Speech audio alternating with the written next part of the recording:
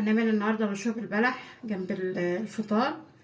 معايا كده لتر لبن والبلح. انا ما بنقعوش من بدري، من اول ما بصحى انا على الساعه 3 4 كده بنقعه، احطه في اللبن او احطه في قمر الدين او في ميه، فبروح غسلاه. تبقي مفصصاه كده، فصصيه قبلها بكام يوم، قبل رمضان بكام يوم، وعبيه في كيس من اكياس الخزين وحطيه في باب التلاجة يضل معاكي طول الشهر.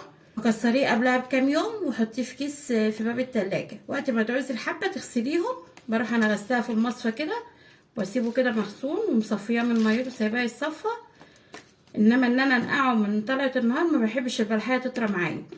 ومعايا لتر لبن هنزل فيه بالبلح كده، ما بحطلوش سكر لان البلح عباره عن من حلاوه الخشب ان هو مش محتاج سكر. في ناس بتحب تحط سكر براحتها حسب رغبتك، انما انا بالنسبه لي ما بحبش السكر كتير، ما بحبش السكريات.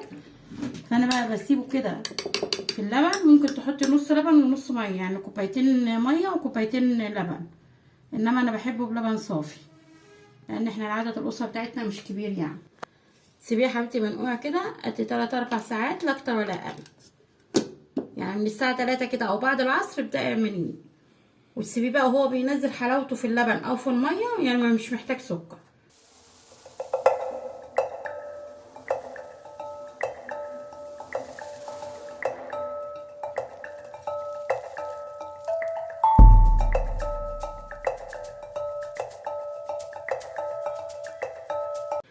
كوبايه مغذيه في منتهى الجمال.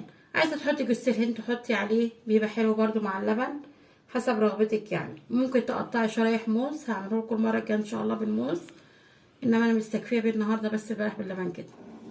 وكل سنه وانتم طيبين. كوبايه البلح دي بتبقى اساسيه في رمضان، في ناس كتير ما بتستغناش عنها اللي بيحبوا البلح، وفي ناس كتير بتحبه باللبن. ما تحاوليش تكتري الكميه عشان ما يفوتش منك ويخسر خساره، مع ان لو فضل منك لتاني يوم من ده ومش بيتاكل طبيه في الخلاط يبقى مشروب جميل برضو بلح بلبن في منتهى الجمال.